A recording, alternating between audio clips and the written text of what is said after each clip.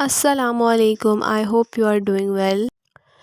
बहुत important video जो personality से रिलेटेड है। ठीक है, पर्सनालिटी डिसऑर्डर्स को जो है वो डिस्कस करेंगे। ठीक है, कि पर्सनालिटी डिसऑर्डर्स क्या होते हैं। ठीक है, इंट्रोडक्शन है। ठीक है, पर्सनालिटी डिसऑर्डर का। तो पर्सनालिटी क्या है? पर्सनालिटी बेसिकली जैसे अक्सर जो है वो अगर किसी की पर्सनालिटी को डिस्क्राइब कर रहा है कोई, फॉर एग्ज़ाम्पल ये गुस्से वाला है, या जो है ये बहुत लॉयल है, या जो है ये बहुत जो है वो ऊंचा बोलता है, या जो है ये बहुत खामोश तबीयत जो है वो है, बहुत शाय है, या जो है ये बहुत फ्रेंडली है। ठीक है, ये सारी चीज़ें ये पर्सनालिटी ट्रेड्स हैं। ठीक है, करेक्टरिस्टिक्स हैं जब कोई किसी की पर्सनालिटी को जो है वो डिस्क्राइब करता है। हर एक पर्सन की जो पर्सनालिटी है वो दूसरे से जो है वो डिफरेंट होती है। ठीक है, उसकी थिंकिंग, उसके इमोशंस, उसका जो बिहेवियर है वो हर एक पर्सन से जो है वो डिफरेंट होता है। और वो किस तरह से जो है वो चीज़ों को परसीव करता है, ये हर एक पर्सन की जो है वो अपनी अपनी जो है वो परसेप्शन होती है, जो कि एक दूसरे से डिफरेंट है। तो ये क्या है, हमारे पास पर्सनालिटी है।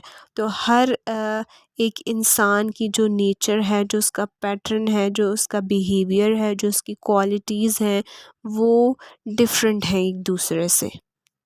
हम किसी के लिए जो है वो किस तरह की जो है वो थॉट्स रखते हैं, किसी के बारे में हम कैसा सोचते हैं, उसके बारे में हमारे क्या इमोशंस हैं, और कैसा हम जो है वो किसी दूसरे के साथ जो है वो बिहेव करते हैं। ठीक है, किसी के साथ हमारा बिहेवियर कैसा है, अच्छा बिहेवियर है, बुरा बिहेवियर है, ये चीज़ हमारी पर्सनालिटी को जो है वो डिस्क्राइब करता है। हम लोग जब किसी से मिलते हैं, बात करते हैं, इंटरेक्शन होती है जब किसी से, तो किस तरह से हम बात करते हैं। ठीक है, ये हमारी पर्सनालिटी को डिस्क्राइब करता है कि किस सिचुएशन में जो है वो किस तरह से रिएक्ट करते हैं। ठीक है, हम किस तरह बात करते हैं, किस तरह बिहेव करते हैं, ये सारी चीज़ जो है ये पर्सनालिटी में आ जाती है। पर्सनालिटी डिसऑर्डर को जो है वो 3 क्लस्टर में जो है वो डिवाइड किया हुआ है। ठीक है, क्लस्टर ए, क्लस्टर बी और क्लस्टर सी।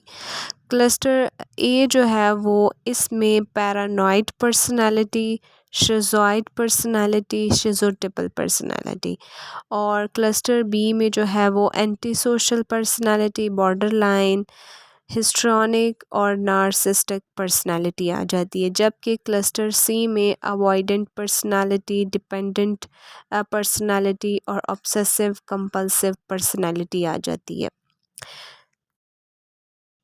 फर्स्ट जो डिसऑर्डर है पर्सनालिटी डिसऑर्डर्स का, वो है journal personality disorder. Diagnostic criteria देख लेते हैं। क्राइटेरिया ए के अकॉर्डिंग जो है वो पर्सनालिटी डिसऑर्डर जो है ये इंडिविजुअल के इनर एक्सपीरियंस का जो पैटर्न है, ठीक है, वो उसके बिहेवियर में जो है वो शो हो रहा होता है। ठीक है, इनर एक्सपीरियंस की वजह से जो है वो इंडिविजुअल के अंदर जो डिस्टर्ब और जो है वो डिसफंक्शनिंग जो प्रॉब्लम हो रही होती है, वो इनर एक्सपीरियंस की वजह से जो है वो हो रही होती है। और ये जो है वो कल्चर टू कल्चर जो है वो चेंज भी होती है। फॉर एग्ज़ाम्पल, इंडिविजुअल जो है, जो पर्सन है, ठीक है, चाइल्डहुड कोई ऐसा एक्सपीरियंस हुआ है, ठीक है, या अडल्टहुड में जो है वो कोई डिसफंक्शनिंग जो है वो उसके इनर ब्रेन के अंदर जिससे जो है वो पर्सनालिटी जो है वो डिस्टर्ब हुई है, डैमेज हुई है, जिसकी वजह से जो है ये पर्सनालिटी डिसऑर्डर जो है वो कॉज़ हुआ है।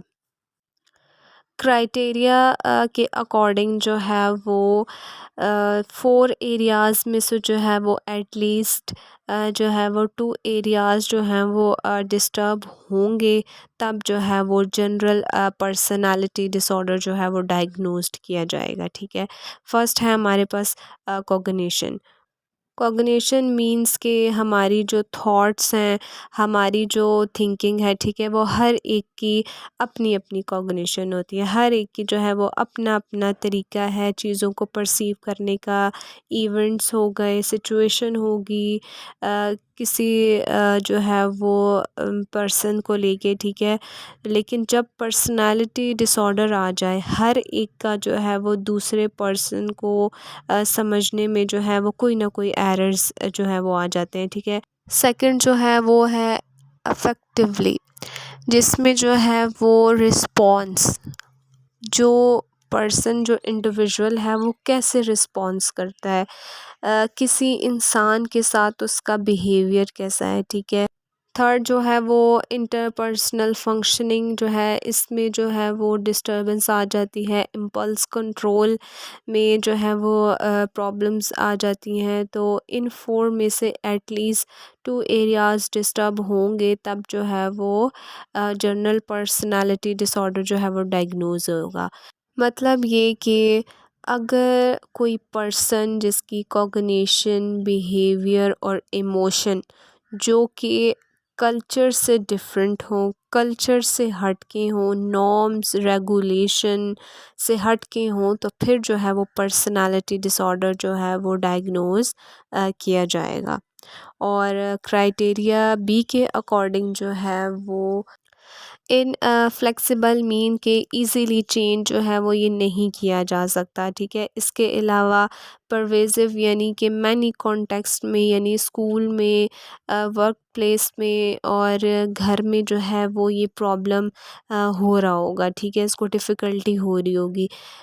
इसके अलावा जो है वो अगर ये प्रॉब्लम सिर्फ़ घर में हो रही है, वर्क प्लेस या स्कूल में जो है वो नहीं हो रही, तो फिर ये जनरल पर्सनालिटी डिसऑर्डर डायग्नोज नहीं होगा। लेकिन ये कि ये मैनी कॉन्टेक्स्ट में जो है वो ये प्रॉब्लम हो रहा होगा। ठीक है, इसके अलावा क्राइटेरिया सी के अकॉर्डिंग जो है ये क्लिनिकली जो है वो सिग्निफिकेंट डिस्ट्रेस और इम्पेयरमेंट जो है वो कॉज कर रहा होगा। ठीक है, इंडिविजुअल की सोशल फंक्शनिंग में, ऑक्यूपेशनल फंक्शनिंग में और other important areas of functioning को जो है वो डिस्टर्ब कर रहा होगा।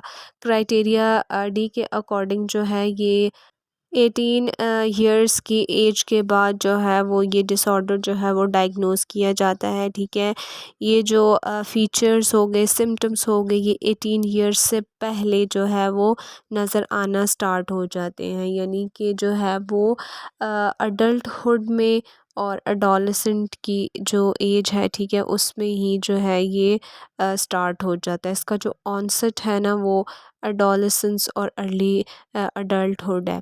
इसके अलावा क्राइटेरिया ई के अकॉर्डिंग जो है ये किसी भी मेंटल डिसऑर्डर की वजह से जो है वो नहीं होना चाहिए। क्राइटेरिया एफ़ के अकॉर्डिंग जो है ये जो डिस्टर्बेंस है ये किसी भी फिज़ियोलॉजिकल इफ़ेक्ट ऑफ सब्सटेंस, यानी कि किसी ड्रग ऑफ एब्यूज़ और मेडिकेशन और किसी और अनदर मेडिकल कंडीशन की वजह से जो है वो नहीं होना चाहिए, हेड ट्रॉमा वगैरह। ठीक है।